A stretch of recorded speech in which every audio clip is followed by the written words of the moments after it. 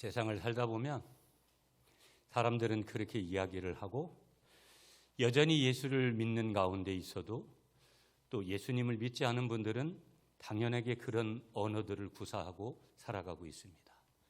운이 좋았어.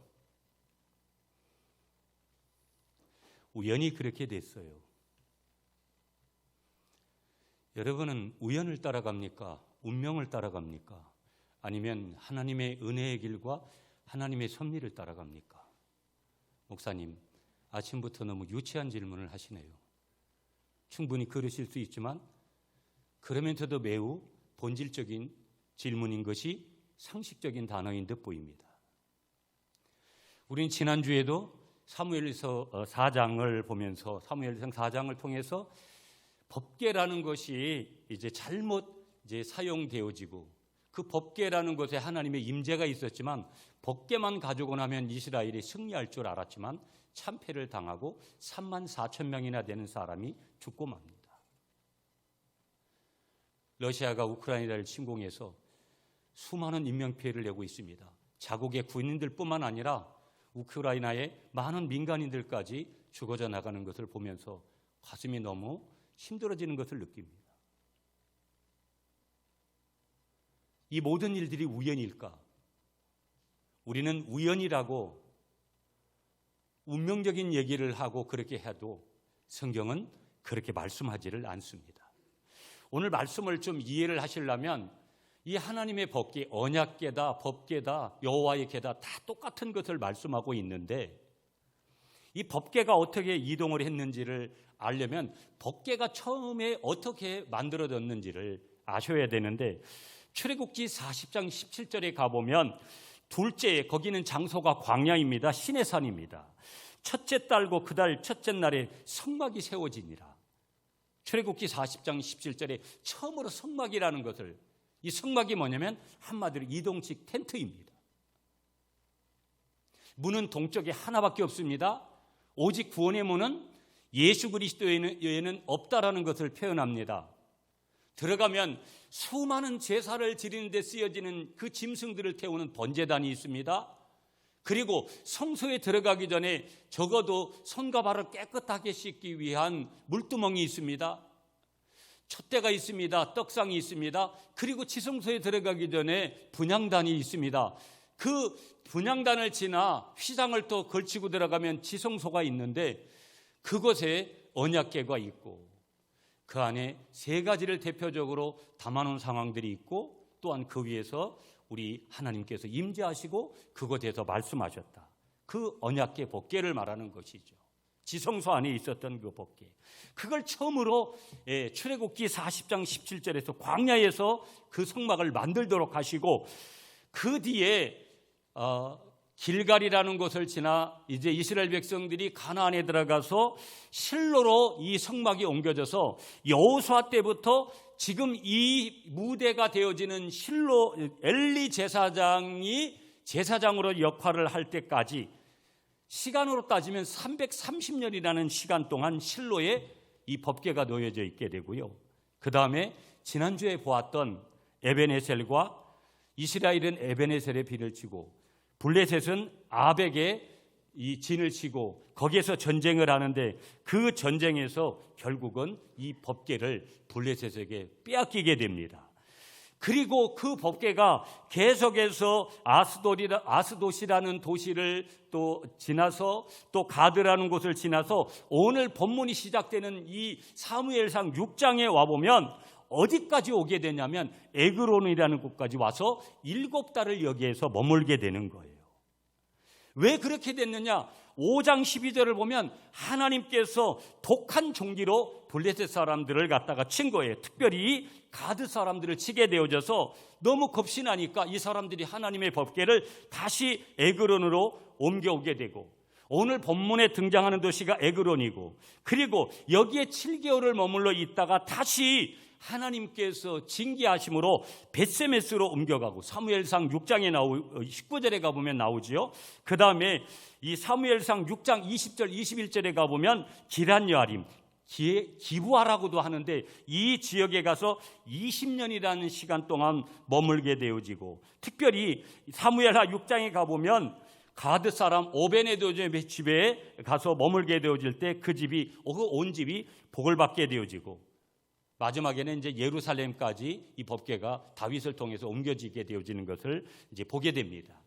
여러분들이 그런 스토리를 좀 보시면서 우리가 오늘 이와 같은 이 모든 것에서, 오늘 설교의 제목이 이 큰 재앙이 우연히 오는가 아니면 저신 때문에 오는지 한번 보자. 블레셋 사람들이 그렇게 이야기를 했어요. 그런데 이 법궤를 따라가는 이 여정을 우리가 보면 이 하나님의 사랑, 하나님의 섭리가 얼마나 대단한 것인지를 우리가 그 여정 속에서 발견해요.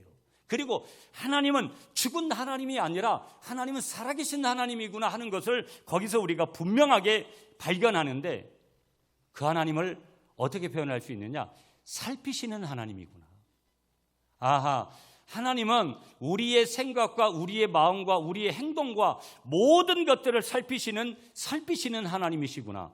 아멘이세요? 이거 사실 쉽게 아멘하기 힘들고 동의하기 쉽지 않고 굉장히 이게 가벼운 말씀이 아닙니다. 이런 하나님을 내가 분명히 믿는다면 삶의 방향이 달라요. 그 사람은 분명히. 아니, 당연히 달라야 되는 거예요. 자, 그러면 여러분에게 단어 하나를 붙들라고 말씀드리고 싶은데, 그 단어가 뭐냐? 섭리라는 단어예요.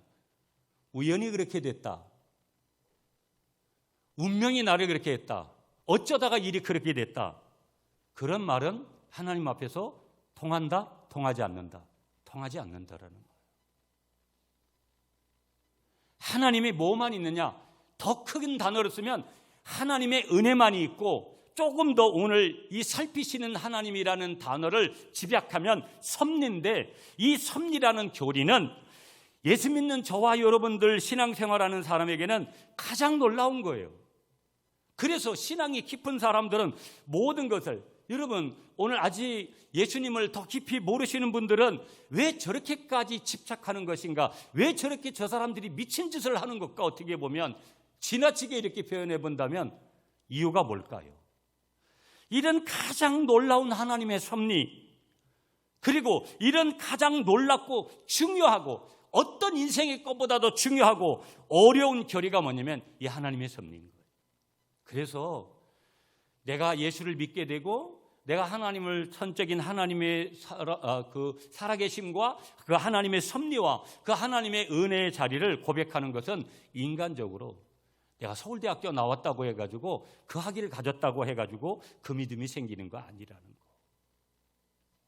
자, 우리는 이런 섭리라는 중요한 교리를 분명하게 고백을 하려고 그러면 다음과 같은 질문을 해야 될 필요성이 우리에게 있어요. 자, 보세요. 첫째, 하나님의 인과력이라는 것은 힘을 얘기하는 거예요. 능력을 얘기하는 거거든요. 그 하나님의 힘과 권세는 우리의 것과 어떤 상호작용을 하는가? 중요한 질문이에요. 두 번째, 하나님의 주권적인 통치는 우리의 자유로운 선택과 어떤 관계가 있는가 도대체? 세 번째, 하나님의 통치는 이 세상의 죄나 고통과 어떤 관계가 도대체 있는 거냐? 네 번째, 우리가 기도를 하잖아요. 기독교인만 기도하지 않습니다. 불교인도 기도하고요. 다른 타 종교인, 이방의 종교일수록 더 기도를 많이 해요. 기도는 하나님의 섭리적인 결정에 어떤 영향을 미칠 수 있나? 자, 이것을 다른 말로 우리가 한번 표현해 본다면, 이 질문은 R.C. 스프롤 목사님이 기록하신 섭리라는 책에서 그 목사님이 질문하도록 한 질문지의 내용이거든요. 자, 이걸 다른 말로 우리가 한번 표현해 본다면, 우리는 하나님의 보이지 않는 손 안에서 어떻게 살아야 하는가? 여러분, 하나님이 살아계시다 보면 왜 예수 믿는 사람들을 이렇게 보호하지 않지? 아주 상식적인 질문, 기초적인 질문. 과연 여러분 지금 보이지 않는 그 하나님이 보여지고 있습니까? 어떤 사람들은 하나님이 눈앞에서 전전해서 그렇게 본다고 하는데, 여러분이 하나님의 실존 앞에 있습니까?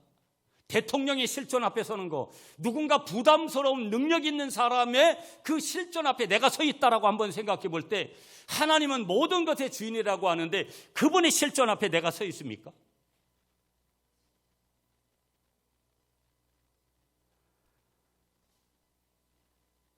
보이지 않는 하나님의 손 안에서 어떻게 우리가 살아야 되느냐? 하나님은 영이시고 하나님은 보이지 않습니다. 물론 보이는 하나님으로 오신 분이 예수님이잖아요. 그 예수님도 지금 가셨어요.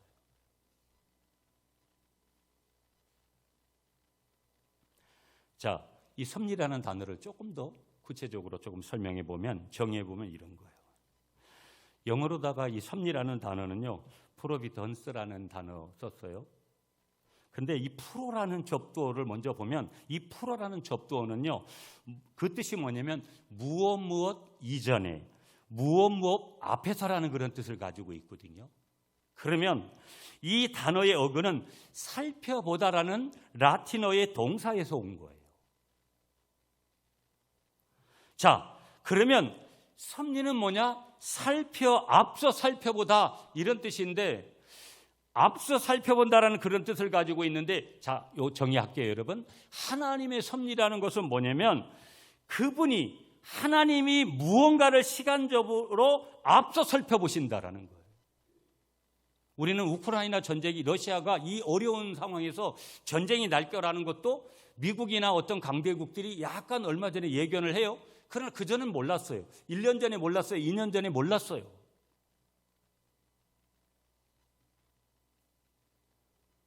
한국교회를 대표한 여러분 한 유명한 목사님이 부산에서 목회를 하시다가 그분이 2월 달까지 부흥회를 인도하셨는데 3월 달이 돼서 천국에 가셨어요. 사람이 건강이라는 거 자만할 거 아무것도 없고 2월 달까지 일을 했는데, 하나님의 일을 했는데 3월 달에 하나님이 그 생명을 거두어 가시는 것을 보면서 건강 자랑할 거 아무것도 못 되는구나.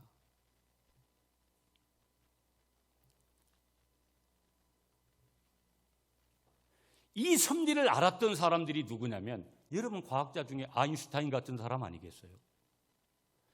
중세를 살았던, 근대를 살았던, 지금 이 포스트 모더니즘 시대를 살아가는 사람들 중에도 이 은혜, 이 섭리를 아는 사람은요, 선물을 받고 예수 그리스도를 그 중심에 영접한 거예요. 여러분, 이런 영적 세계를 말하면, 하나님의 섭리를 말하면 항상 대칭되는 게 진화론이죠. 다윈이라는 인물, 다윈이 원래는 목사가 되려고 목회의 길을 가려고 하다 어느 날 잘못된, 어찌 보면은 하나님을 잃어버리는 결정적인 그런 순간을 맞이하게 되는데요. 과학의 힘이라는 거, 대단한 시대에 살고 하나님이 이걸 주신 거에 대해서 감사하고 이성의 능력을 주신 거 감사하죠. 하나님을 닮게 하셔서 지정의를 우리에게 주셔서 어떤 때는 잘못된 판단을 할 수도 있지만 분명한 판단, 하나님의 지혜로, 하나님의 형상으로 우리가 살아갈 수 있도록 예수 믿지 않는 사람이나 예수 믿는 사람들이나 동일한 은총을 우리에게 주신 거예요. 살피시는 하나님, 이 단어를 교리적으로는 섭리하시는 하나님, 섭리라는 단어를 썼어요. 그러니까 한마디로 보면 우리 인생에서의 모든 것들 다 뭐예요? 하나님의 계획이 있고, 늘 말씀드리지만 하나님의 뜻이 있고 하나님의 의도가 있고 하나님의 목적이 있는 거예요.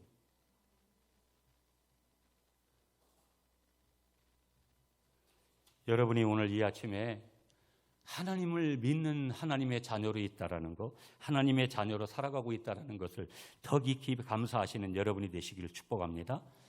자, 오늘 본문 6장 1절을 여러분이 한번 읽어주세요. 시작.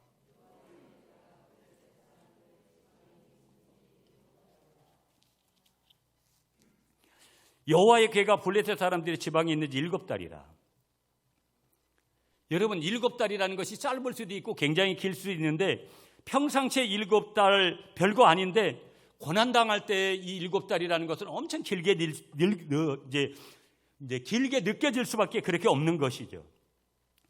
이 블레셋 사람들에게 있어서 오늘 그 7달이라는 것은요, 나라가 망할지도 지금 모르고요, 독한 종기 때문에 수많은 백성들이 죽어가는 것도 모르고 여호와의 진노가, 하나님이 지금 진노하신 거잖아요. 그래서 제목이 여기 큰 재앙인데, 이 큰 재앙이 우연히 오는가? 여러분, 미리 결론을 짓고 출발해 온다면 우연이라는 거 없다라는 거예요. 믿습니까? 모든 걸 하나님이 섭리하신다. 아멘이시죠? 그런데 그와 같은 것들을 전혀 모르고 지금 여전히 계속해서 반복되는 것이 블레셋 사람들의 방황이고 깨닫지 못함이라는 거예요. 하나님이 역사를 바꾸시는데요, 이 7개월 동안 바꾸실 수도 있고 하나님의 엄청난 축복을 거기에서 받을 수 있는 시간이 이 7개월이 될 수도 있는데도요, 이 법궤를 어떻게 할 것인가?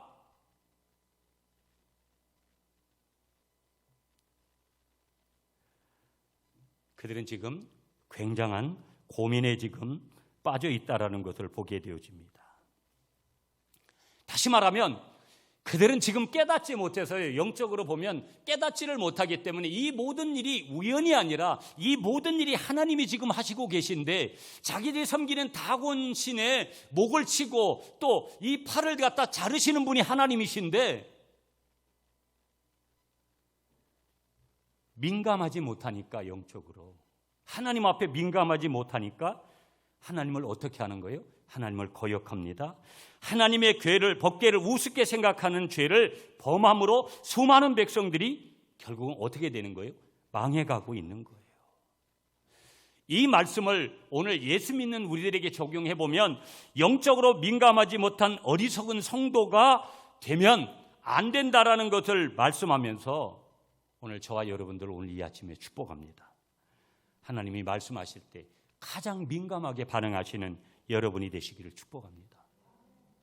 블레셋 사람들은요, 제사장들과 오늘 2절에 보면 복술자들을 불러서 이 법궤를 어떻게 할 것인가를 의논을 해요. 기도하지 않습니다. 하나님 모르니까. 블레셋에도 제사장이 있는 거예요. 그 제사장은 어떤 제사장이에요? 하나님이 말씀하시는 그런 제사장 아닙니다. 한마디로 말하면 거짓 제사장이에요. 그들의 다곤신과 바알신에게 제사하는 잘못된 제사장들을 지칭하는 거죠. 그들은 우상을 섬기면서 하나님을 도리어 대적하는 위치에 있었던 제사장들이에요. 여러분, 2절 말씀 한번 보실까요? 블레셋 사람들이 제사장들과 복술자들을 불러서 이르되, 제사장 그룹 나오고 또 한 그룹이 나오는데 그 한 그룹이 뭐냐면 복술자예요. 누굴 얘기하는 거예요? 점쟁이들. 누굴 얘기하는 거예요? 거짓 예언자들을 얘기하는 거예요. 자, 본문 2절을 다시 여러분 한번 보시면은요, 거기 우리가 여호와의 궤를 어떻게 할까, 그것을 어떻게 그 있던 곳으로 보낼 것인지 우리에게 가르치라. 블레셋 사람들이 제사장들과 복술자들에게 법궤를 그 있던 곳으로 돌려보내서 이 재앙과 심판이 그치게 하자. 어떻게 보낼 것인지 우리에게 가르치라. 지금 그렇게 얘기해요.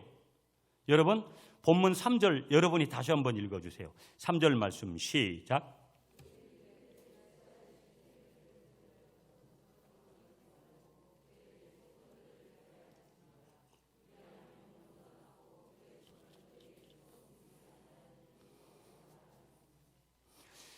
자, 보세요 여러분. 신의 궤를 보내려거든 거저 보내지 말고 그에게 속건제를 드려야 할지니라. 속건제라는 것은 제사를 얘기하는 거거든요. 그런데 제사를 드리는 것은 맞아요, 여러분. 그런데 보세요. 어떤 속건제를 드렸느냐? 하나님이 원하시는 그런 제사의 속건제를 드린 것이 아니라 우상 숭배의 속건제를 드렸다라는데 문제가 있는 거예요. 무슨 얘기냐? 하나님이 기뻐하시는 제사가 아니라 하나님이 가장 싫어하고 하나님이 가장 경멸하는 제사를 드리기로 뭐 했다? 결정을 했다라는 거예요.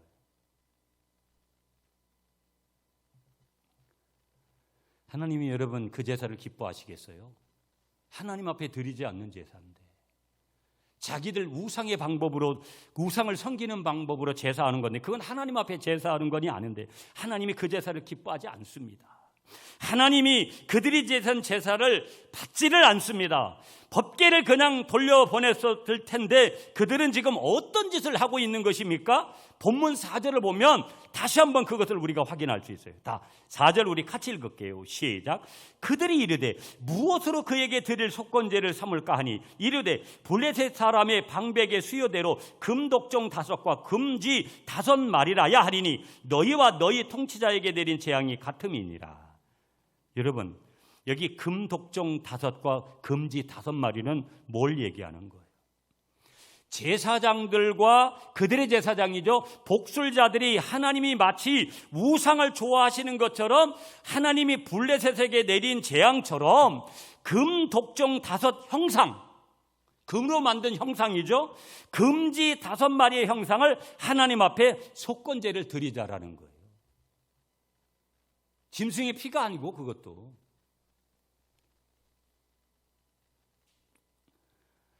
그러니까 이 블레셋 사람들이요, 하나님 앞에 양이나 염소나 숫송아지를 제물로 해서 정상적인 제사를 드려도 하나님은 그들의 제사를 받는다 안 받는다? 안 받지요. 왜 그런 거예요? 이유가 뭐예요? 하나님 왜 안 받겠습니까? 그들 마음속에 중심 속에 하나님을 믿는 믿음으로 제사를 드리는 것이 아니고 재앙이 떠나기를 원해서 제사를 드렸기 때문에 그 제사는 그렇게 드려도 받지를 않습니다.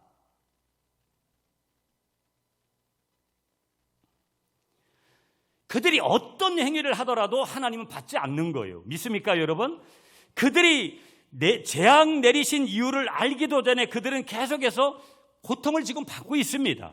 자, 5절로 계속 넘어가 볼게요, 여러분. 5절 우리 같이 시작. 그러므로 너희는 너희의 독한 종기의 형상과 땅을 해롭게 하는 주의 형상을 만들어 이스라엘 신께 영광을 돌리라. 그가 혹 그의 손을 너희와 너희의 신들과 너희 땅에서 가볍게 하실까 하노라. 아멘. 자, 여기 이런 말씀에서 하반절. 이스라엘 신께 영광을 돌리라. 이스라엘 신께 영광을 돌리라. 5절 말씀을 보게 되어지면은요, 그렇게 말씀하는데 분명한 사실은 뭐냐? 이것은 뭐냐? 하나님 앞에 영광을 돌리는 것이 아니라는 거예요. 이것이 하나님 앞에 뭐냐? 강팍한 삶이 되더라는 거예요. 결코 하나님이 인정하시는, 하나님 앞에 영광 돌리는, 하나님이 기뻐하시는 그런 것들이 될 수 없고요. 그래서 그들은요, 지금 블레셋 사람들은요, 하나님께 심판을 받는 중이고 하나님의 재앙을 당하는 중이고 여호와를 경멸한 죄에 대한 하나님의 재앙이 지금 쏟아지고 있는 거예요. 그 과정 속에 있거든요, 지금. 무슨 얘기냐면요, 이쯤 되면 어떤 상황이냐면 그들이 무슨 짓을 해도, 어떤 립 서비스를 하나님 앞에 드려도, 어떤 일을 해도 하나님에게 영광이 되지를 못한다라는 거예요. 방향이 완전히 잘못됐다라는 거예요. 그저 그들이 해야 될 이유는, 그들이 하는 방법은 딱 한 가지밖에 없어요. 그 방법은 뭐냐면 그냥 조용하게 법궤를 보내주면 돼. 어디에다가?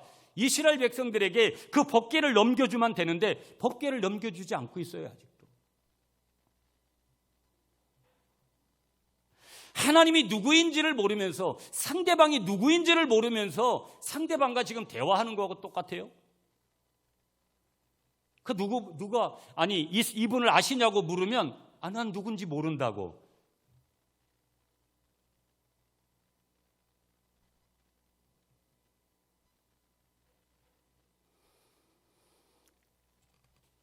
전혀 하나님 앞에 영광이 되지 않는 거예요. 그냥 조용히 법궤를 보내주면 되는 거예요. 그리고 하나님께 그들은 적어도 해야 될 한 가지는 뭐냐? 우리가 잘못했다. 분명히 인정하고 어찌 보면 회개했어야 될 거라는 거예요. 여러분 보세요. 그들이 이렇게 이야기를 합니다. 그것이 본문 6절이에요. 6절 계속 읽습니다. 시작. 애굽인과 바로가 그들의 마음을 완악하게 한 것 같이 어찌하여 너희가 너희의 마음을 완악하게 하겠느냐? 그가 그들 중에서 재앙을 내린 후에 그들이 백성을 가게 함으로 백성이 떠나지 아니하였느니라. 아멘. 자, 여러분 이렇게 말씀하는데요, 여기 완악하게 하다, 완악하게 했다, 여기 6절 말씀에 그렇게 얘기하잖아요. 동사가 하나 나오잖아요.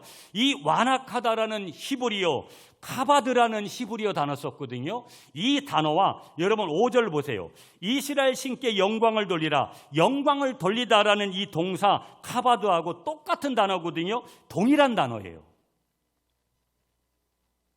완악하게 하다, 영광을 돌리게 하다.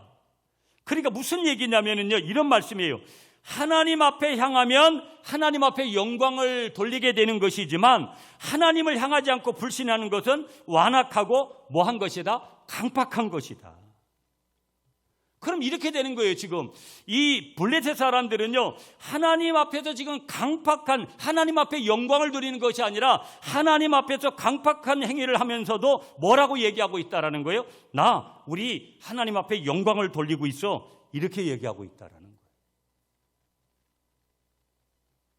여러분, 우리 인생은요, 하나님이 만드셨잖아요. 내가 하나님을 여전히 모르고 있던, 내가 하나님을 인정하던, 하나님을 믿던, 하나님은 우리 인간을 어떻게 만드셨느냐? 창조물로 만드셨는데, 하나님의 형상으로 만드셨는데 하나님을 섬기도록 우리에게 신심이라는 것을 모든 인간에게 심어준 거예요. 믿습니까?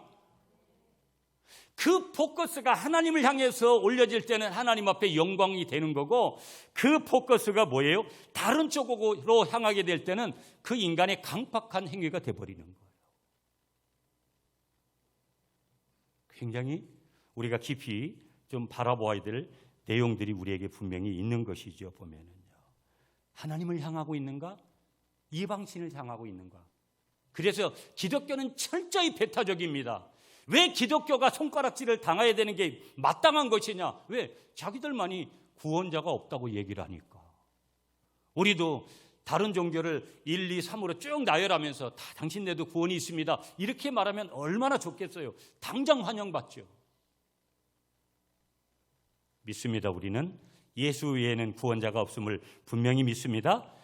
그래서 여러분, 블레셋 사람들이요, 법궤를 어떻게 보내기로 결정을 했느냐? 여러분 7절에 나와 있어요. 7절 다 같이 시작. 그러므로 새 수레를 하나 만들고 멍에 메어 보지 아니한 젖나는 소 2마리를 끌어다가 소의 수레를 메우고 그 송아지를 떼어 집으로 돌려보내고. 8절까지 쭉 이어지는데, 자, 그렇게 이야기를 해놓고 어떻게 결정을 하냐면, 이제 7절에서 우리가 함께 본 대로 이제 그런 결정들을 내리고 있습니다. 새 수레를 하나 만들고 멍에를 메어보지 아니한 젖소나는 소, 새끼를 처음 난 암소를 말하는 것이지요. 새끼를 금방 난 암소 2마리를 끌어다가 수레에 메우고 그 송아지들을 떼어 집으로 돌려보내자. 8절 9절을 계속 읽어보면, 여러분 9절을 우리가 한번 읽을게요. 9절 시작. 보고 있다가 만일 그가 그 본 지역길로 올라가서 벳세메스로 가면 이 큰 재앙은 그가 우리에게 내린 것이요, 그렇지 아니하면 우리를 친 것이 그의 손이 아니요 우연히 당한 것인 줄 알리라 하니라. 보세요 여러분, 아직도 블레셋 사람들은요, 하나님이 내리신 재앙인지 우연히 당한 재앙인지 구분 못하고 있어요. 하나님은 망하게 되는데도 망하게 되는 이유가 있고, 잘못된 것에는 반드시 이유가 반드시 있어서 잘못된다라는 것을 말씀하는데, 모든 역사의 배후에 하나님의 손길이 있는데, 아멘이십니까 여러분? 그 하나님의 그 모든 역사의 배후에 역사하시는 하나님의 손길이 있음을 믿으시는 여러분이 되시기를 축복합니다. 하나님의 일하심이 있다라는 거예요. 하나님이 지금 블레셋을 망하게 하고 있는데, 그들은 뭐라고 얘기해요? 아직도 이 암소 2마리가 똑바로 가면 하나님이 재앙을 내린 거고, 되돌아오면 재앙이 우연히 내린 것이라고 그렇게 선언을 해요. 아직도 그들 속엔 하나님이 없어요. 혹시 하나님이 하신 것일까? 두려움은 있는데 하나님을 믿지는 않아요. 여러분, 계속 강조합니다. 기독교는요, 우연을 말하고 있지 않습니다. 기독교는요, 운명을 말하지 않아요. 팔자를 말하고 있지 않습니다. 그런 종교 아니라는 거예요. 기독교는요, 섭리의 종교예요. 더 정확하게 말하면은요, 하나님의 은혜의 종교인 줄 믿습니다. 이게 쉬운 거면서도 때로는 어렵게 느껴지죠. 자, 여러분, 오늘 본문 12절이에요. 12절을 여러분이 읽어주세요. 시작.